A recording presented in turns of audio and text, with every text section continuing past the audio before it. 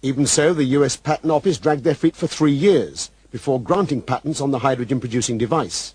Since then, against massive resistance, he's managed to get patents established throughout Europe and Japan.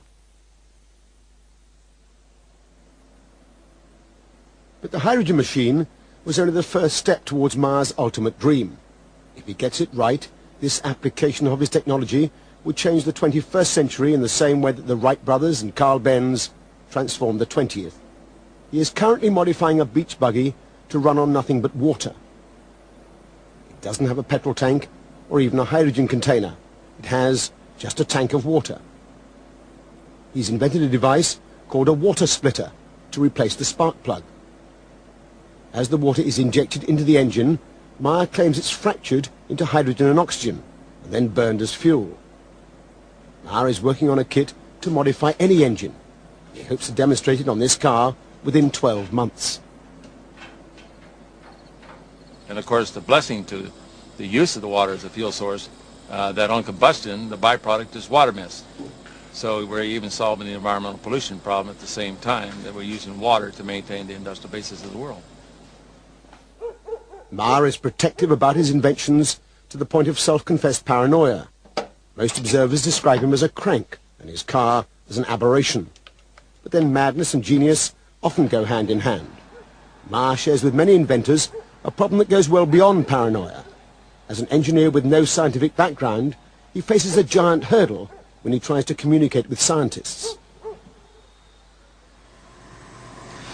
One problem is that the language that people use when they're trying to describe their inventions is not the language that I as a scientist am used to, and so I have to translate it, if you like, into a way that I can begin to understand what they're trying to say.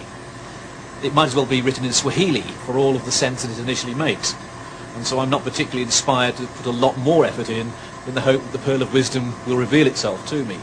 At a certain point you hit a law of diminishing returns. It isn't just a question of the difficulties of communication. There is a profound barrier between scientists and inventors, and a strong reluctance on the part of most scientists to risk their reputations grappling with issues that don't have a clear scientific pedigree. Reluctance to look foolish inhibits a lot of people from looking at things.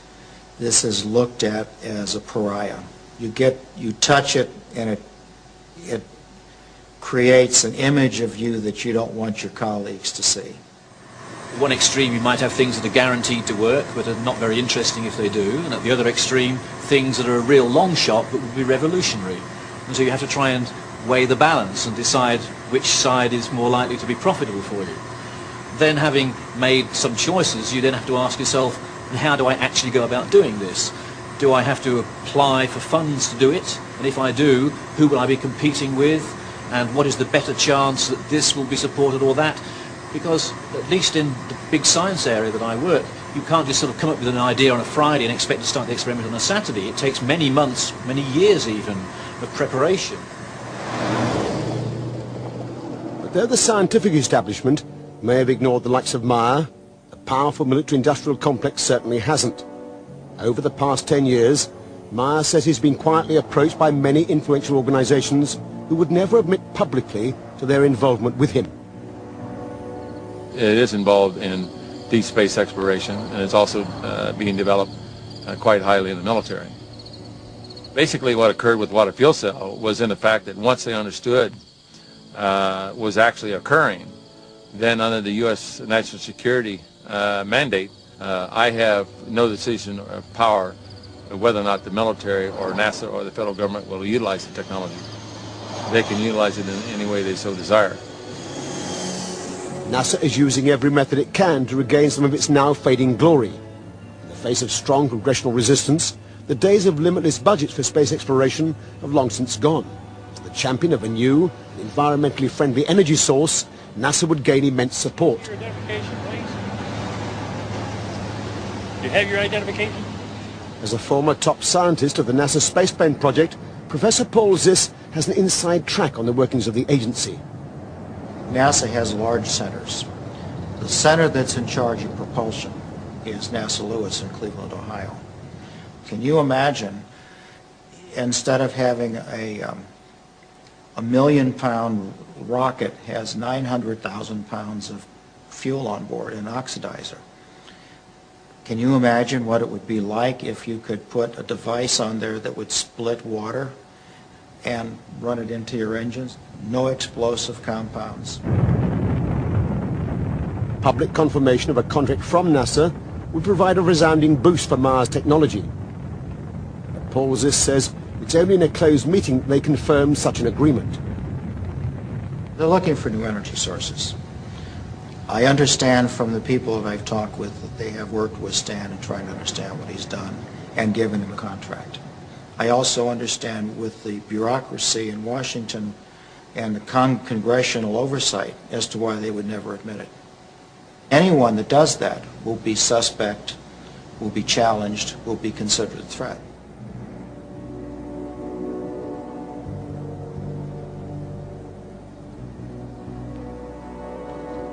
But if only a fraction of what Meyer claims for his technology can be achieved, it would represent a vindication for NASA's involvement. It would also be a powerful threat to many entrenched vested interests. If Stan Meyer's device works like he advertises, you would make energy available universally almost free. That is a major, major, major impact. When new technology comes in existence, there's a great resistance to it because it can affect a lot of economic factors. In this particular case in the United States, we pay out roughly about $200 billion a year for foreign oil. It's quite obvious that the Arabs would pay $200 billion to try to keep this type of technology out of the economy. And many times over the last decade, I have been offered enormous amounts of money to simply sell out or to sit on it. The Arabs offered me well over $1 billion cold cash simply to sit on and do absolutely nothing with it. My life has been threatened many times. Of course, I happen to believe in the power of angels. And if I don't believe in the power of angels, I don't believe I'll be around here too long.